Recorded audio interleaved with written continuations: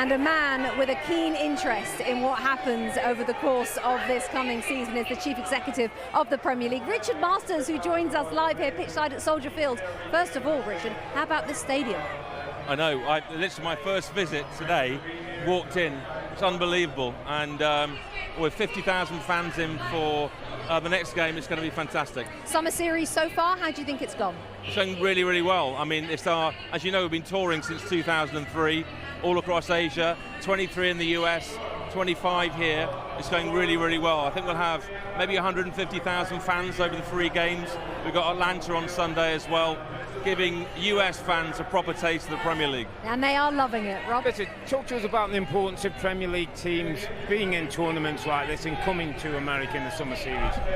Well, I think there's 2 main objectives. Number one is, the US is probably our biggest market outside of the US in terms of fandom, and I think it's really important to turn up and show up and give fans a taste of proper Premier League action, and of course it fulfills the real football objective as well.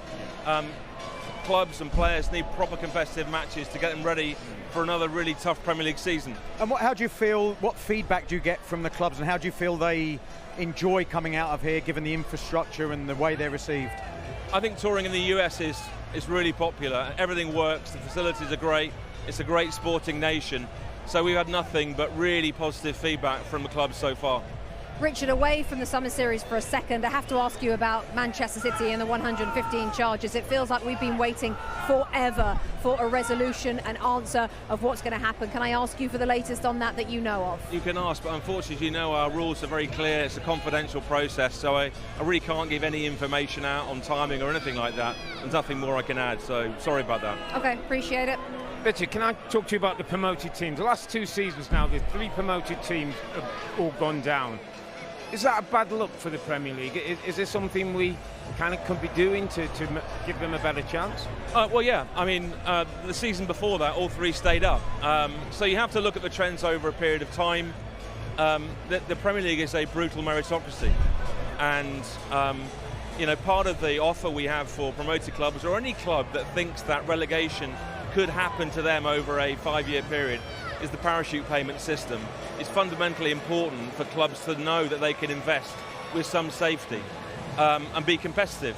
And the way we push revenue around the league and distribute it's the most equitable in Europe, so that every club has got a chance. And of course we have had lots of examples of clubs coming up and becoming established in the Premier League that are really, really good job of hitting the ground running, putting players on the pitch that can compete in the Premier League, staying in and going from there. It is hard. It's a very hard league. The Championship is a really good league as well. So, of course it's an issue. Of course we should talk about it.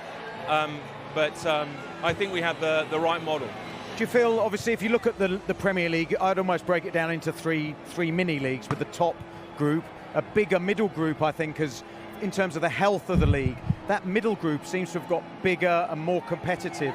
Some of that's down to, I think, process and blueprint and how clubs organise themselves strategically against, as you say, the most competitive league in the world, and it's unforgiving.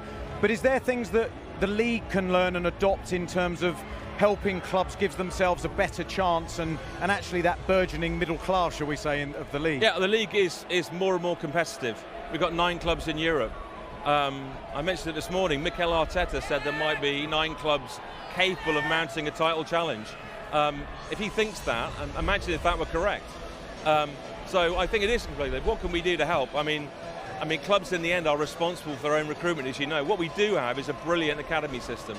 We've put billions of pounds in turning around our academy system so that all clubs are now producing more and better homegrown players. That's one of the things I think we've done really well. And Richard, just before you go, over the course of the last, I know, nearly 7 years you've been chief executive and then been with the Premier League for 20 years.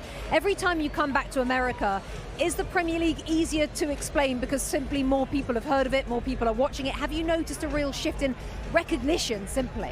Yeah, we do a little test. Wherever we travel around the cities, we ask the person we're with whether they're interested in football or the Premier League. It's amazing how many people are, and that's testament, I have to say, to the amazing job that NBC have done with the Premier League over the last 12 years. It's been absolutely unbelievable. Everyone in front of the camera and behind the camera have done an amazing job and lived up to every promise. And as you know, we give you a great competition, You showcase it to the US sporting public, and I think we've done very well together. Well, we really appreciate those words. Thank you, Richard. Listen, enjoy the new season and enjoy the rest of the summer series, and I'm sure we'll see you in Atlanta. Thank you. Thanks very much. Hi, I'm Rebecca Lowe, and as we head towards the end of an exciting Premier League season, make sure you like and subscribe on the NBC Sports YouTube channel for more content like this.